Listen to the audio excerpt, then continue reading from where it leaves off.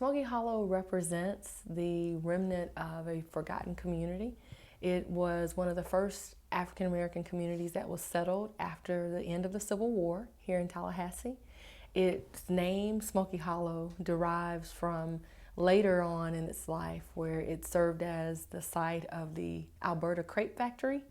And the crepe factory is where crates were made to capture like the agricultural crops that Florida's economy is known for.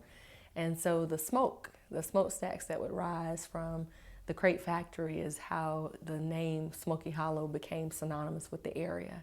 But initially in the late 1860s is when it started to become a community of people who were newly freed, formerly enslaved, and finding themselves in a position to, for the first time, purchase property, acquire property, or find out what it would mean to live independently for the very first time. John Gilmore Riley was an educator, a philanthropist, and a Tallahassee pioneer of his time. He was one of the most fascinating people to have ever lived in this community, and mainly because his legacy and his impact is still very much so alive and well today. He was born into the institution of slavery in 1857, and he lived to be 97 years old and passed away in 1954, right at the start of the local civil rights movement. Mr. Riley first realized the value of education even as a child. He was emancipated from slavery at the age of 9, and that is when emancipation made its way to Florida in May of 1865.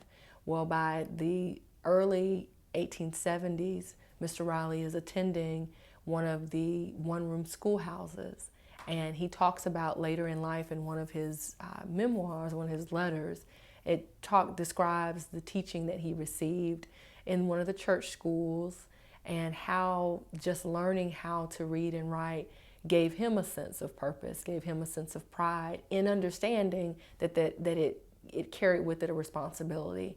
It was more than just acquiring a skill for his own personal use, but for the betterment of the entire community. After learning to read and write and being able to engage educationally, he found that he had such a love for education that he wanted to become a teacher and teach others how to read and write. And he went on to become a principal. Well, during his time as an educator, as a teacher, he would advocate for equal pay for teachers, for black teachers. And this is in the 1870s. This man is learning this thing and newly coming into his own, and immediately makes his voice heard to advocate that all people be treated equal or have equal treatment under the law. Mr. Riley was just a prominent businessman. The money he was making from teaching, he started investing in real estate. And the real estate holdings that he first acquired, beginning at the age of 25, he purchased holdings that he could then either rent out or mortgage to others. Mr. Riley was able to acquire a Freedman's loan because he had a source of regular income. And using the Freedman's loan, he purchased parcels of land, had property built, and instead of immediately building his dream house for he and his family, he actually invested that money and made sure that he would get a return on his investment by making it either a mortgage that he could render to someone else or a rental property. And most of his rental holdings were in the downtown Tallahassee area, and much of it being in Smoky Hollow. Then you go from his real estate holdings to, say, 7 years into being, establishing a real estate portfolio to building this house. And this house is, like I said, it is a 5-bedroom, 2-story home. Mr. Riley's home was built in 1890, and at the time he was the father of 4, and he and his wife occupied the home with their children. Actually, Riley House is the anchor of the community. It was the place in the neighborhood that really represented the emergence of the first black middle class in the area. So Mr. Riley's house was built in 1890, But when you think about a 2-story, 5-bedroom house being built in 1890 by a person who could not legally learn to read and write until he turned 10, then that speaks of the significance of being able to acquire a house or build a house of this size at age 33. So it is a significant aspect when we say anchoring the community, giving a sense of heritage, a sense of pride for the members of the community, regardless of their economic standing. After Mr. Riley's passing away in 1954, his home was still occupied by 2 of his children, and 2 of his adult children lived here until they passed away. And so without a direct heir to pass his property on to, there was no one to continue to care for the home. So it falls into rapid decline and disrepair, so much so that the city had marked it for demolition by the late 70s. And when it is marked for demolition, just to speak of how great a legacy you must have, that more than 20 years after you've passed away, you have a community of blue-collar workers, former students, still members or former members of the Smoky Hollow community who come together to raise the money to buy the building back from the city of Tallahassee just to save it from demolition. And so when you have that rallying of community support, those persons that came together decided to form the John Riley Foundation so that they could formally acquire the space and make sure that it was used and preserved for some other purpose.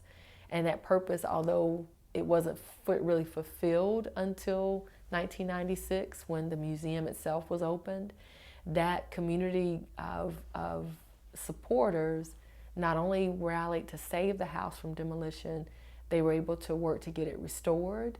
They were able to get it a historic designation on the National Register of Historic Properties in 1978, such that it would remain a community structure or a historic marker, or historic landmark rather, during the time that they could do whatever they could to make sure that it remained a part of the fabric of the community.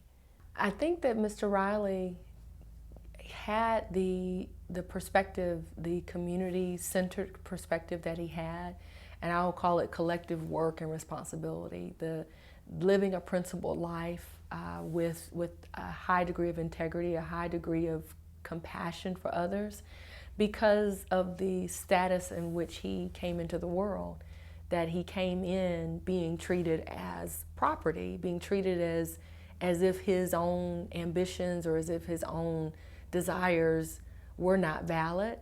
And to me, that's what makes his story so significant, because it transcends time, it transcends race, it transcends economic status, it transcends even educational status. No matter what our circumstance, we don't choose how we come into this earth or what we're born into, but you can actually leave an impact. You can make an impact that will never ever be erased. So I think his life has demonstrated that. A part of the mission of the Riley House is to be an advocate and to also impact public policy as it relates to developing infrastructure projects, but in the process, taking a look at the historical implication of those projects.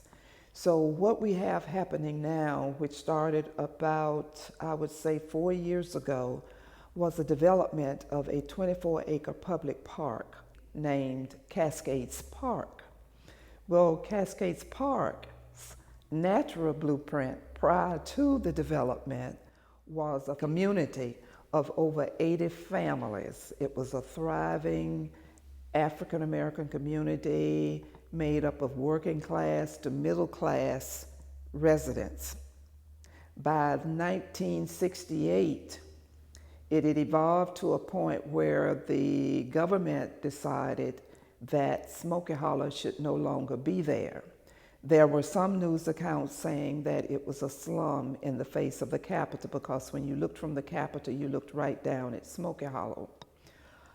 And so the process moved to the point of eminent domain, And in 1968, all of the families were told that they would need to move. A lot of them were renters, but there were also property owners.